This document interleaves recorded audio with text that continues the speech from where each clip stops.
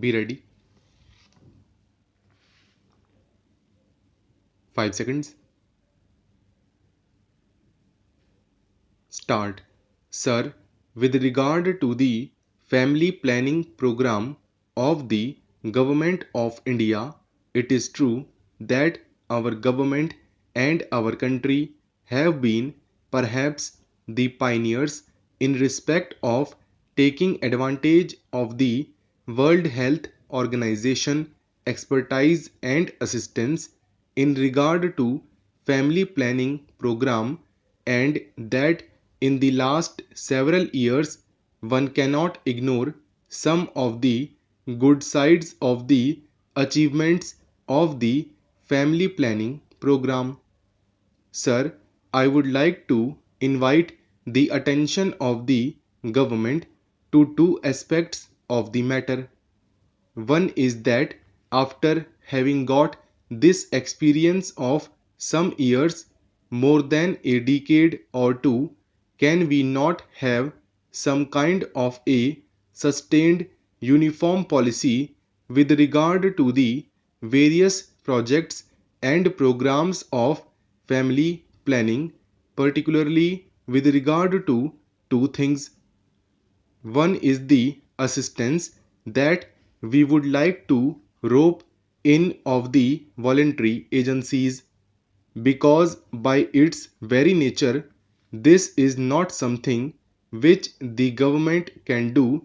Government can spend money, government can give encouragement, but basically it is a question of educating the people, educating the illiterate, and educating the people in the countryside, and also taking the maximum possible help from the voluntary social institution in which a large number of women organizations are also doing a lot of good work. In this regard, the complaint I hear is that the policy of the government in regard to incentives offered is not quite free from faults. Every now and then, different kinds of incentives are tagged on while attracting more people. Then those incentives are not maintained for a particular period of time, so that certain incentives are withdrawn and certain new incentives are given. The result is that the interest in the program is for the incentives offered rather than for the ultimate objective of controlled and healthy family planning. I would therefore request the government to ensure that the family planning program has a certain sustained outlook, that the incentives are well thought out, and that there is no change every now and then in regard to this or that incentive. Then this should be free from one very serious error. This is not only an error, I would say it is a criminal thing. In the name of operations, large number of old people, children and boys are also booked into the whole thing because they get some extra financial incentive. Now I come to the demand of the freedom fighters. I endorse very warmly many of the points which my honorable friend had made when he talked about genuine and bogus freedom fighters. In fact, the government of India itself, in various replies in the past in this august house, have told us about how many bogus cases were found out.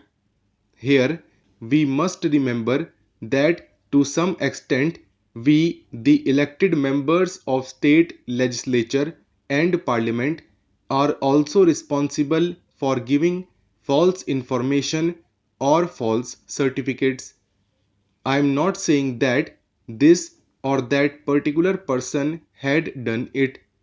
But when the government say that in the absence of any proper proof, the certificate of a member of parliament or member of legislative assembly should be attached, surely the member of parliament or member of legislative assembly should be 100% sure of his facts, and he just should not do it by way of obliging any person.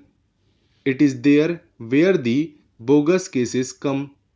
I am only making an appeal through this speech to members of legislative assembly in a state legislature and members of parliament here that we take extraordinary care so that we do not issue certificates liberally or irresponsibly, because otherwise it becomes more difficult for the government. The second point is that some freedom fighters are not yet included in this scheme. I do not know whether the minister has ready information at hand in this regard. There is also the project of old freedom fighters' homes. I remember there is one in Delhi, but it is neglected. Some of the old freedom fighters who are living in Delhi are staying in this house. There is no one to look after them. They are not given proper food, proper drinking water, or hot water for bath, and so on. Because they are old and infirm, naturally they need these things all the more. Therefore, I would like the government to take particular care of these old freedom fighters' homes.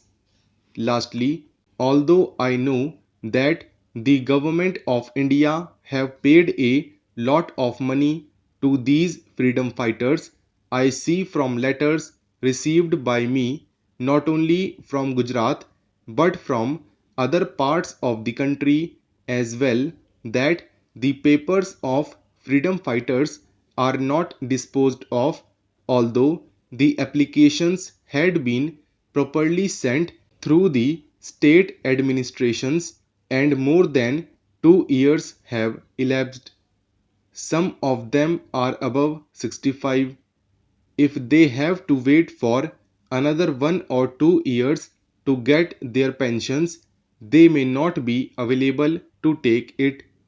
We are prepared to give some additional grants if the minister wants it that way to them.